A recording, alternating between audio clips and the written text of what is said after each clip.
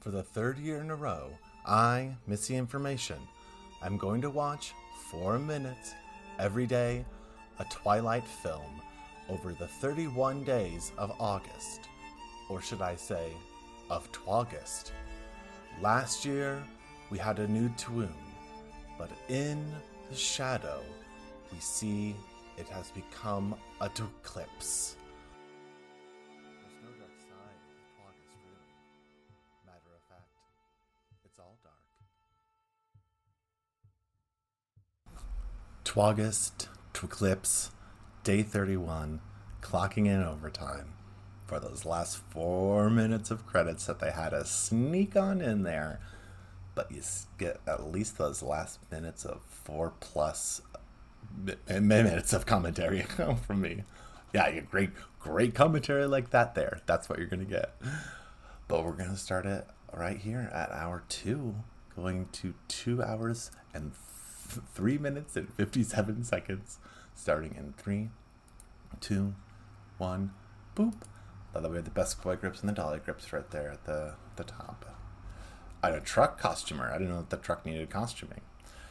But yeah, so the performances in this, everyone I felt like was getting better overall.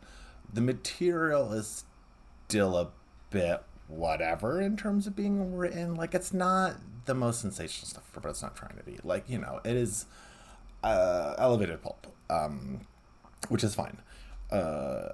You know, I don't want to be like on a high horse or snooty or something, because it doesn't like ask what deep philosophical questions that, you know, bring me pondering. Like, I gotta see CGI wolves and vampires. Excuse me, CGI wolves and vampires turn people into cauterized stone like stumps. Like, sure, great. Yeah, these movies, again, like all the other ones, just sexuality within it is so odd because it's not there. Like, the horniest thing that happened was 2 people didn't have sex, you know, multiple times throughout it. Like, it just is like, okay. Not that, like, I think an R-rated version of this would be better. It would appeal to my taste more because it would feel more human in a way. Because this feels very idealized in a way that it's weirdly in a way that idealized for fantasy stuff, but in a way that, I don't know, everyone doesn't feel like they're a real person in the end. That's the thing I think I've always kind of felt about the Twilight series, is that these don't feel like any of them are like real people or real people in real life. And then it's like, oh, that's what, I guess, what do you want from it? Is you don't want that. You want that abject fantasy. Let's remove it from there. I'm like, okay, cool. Gotta let yourself go. You have to give yourself into it. You have to let the Twclipse just take you over.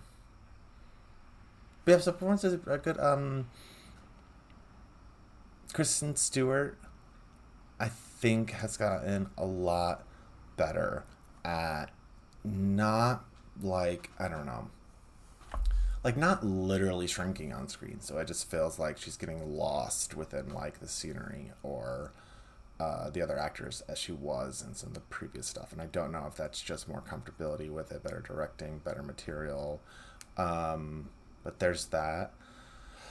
Bobby Patz, he's doing his thing. I kind of like, I think I've just gotten used to it, and I don't know if I like it, because it's Edward. Edward and Jacob still both are just kind of douches, and I know that this film has done a lot to chill and redeem in a way Edward, but it's, I don't know, it's still hard when there were a lot of red flags beforehand that you know, from stuff like in the previous films, that it's hard to like forget. But you know what? They're gonna get married next year. They're gonna get married. Oh my God! There's gonna be a wedding, y'all, and you're invited. But the RSVP doesn't get out until next year. Oh no!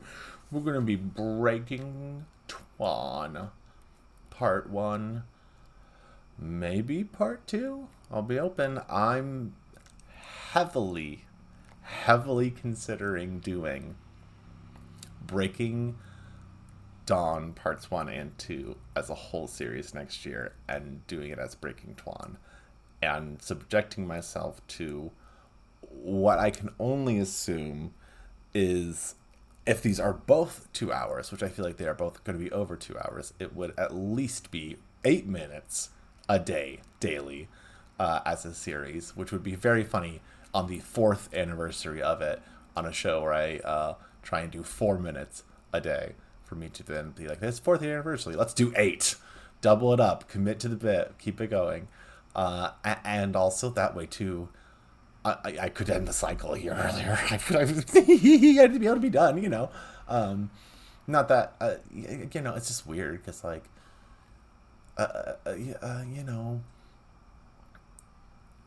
God, it just is so crazy to think about something that spans like over 5 years. I mean, maybe that's a nice round number. Although, even if we did Breaking Twan as 1 year, I think I could make this a 5-year project. I won't tell you how, but I think I can. So yeah, that's something to look forward to next year.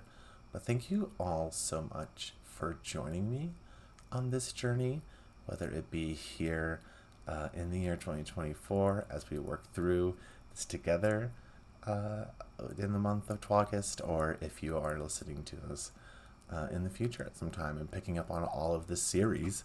Hooray! And Jay, thank you so much. It's been God, it's been wild. It's really for a couple of years. I tie my Twaugust journey with my trans journey.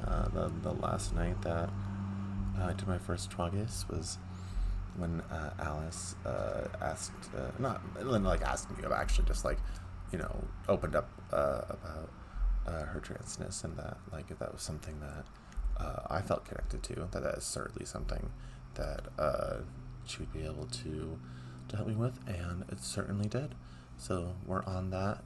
It's the 1.5 year anniversary of me doing estrogen, because I started that in February of 2023, after I got sort of the mental ball rolling. But yeah, I sort of like never know how to close these things, because it's like, well, I'm gonna be back, you know, a year from now, and it just is like intimidating, because, you know, what could happen between then and now. But all I know is that Bobby Bats, Bopa, and Bella, or remember Bella's one, and Kristen Stewart K-Stu will be waiting for me next year as we break that Twan together.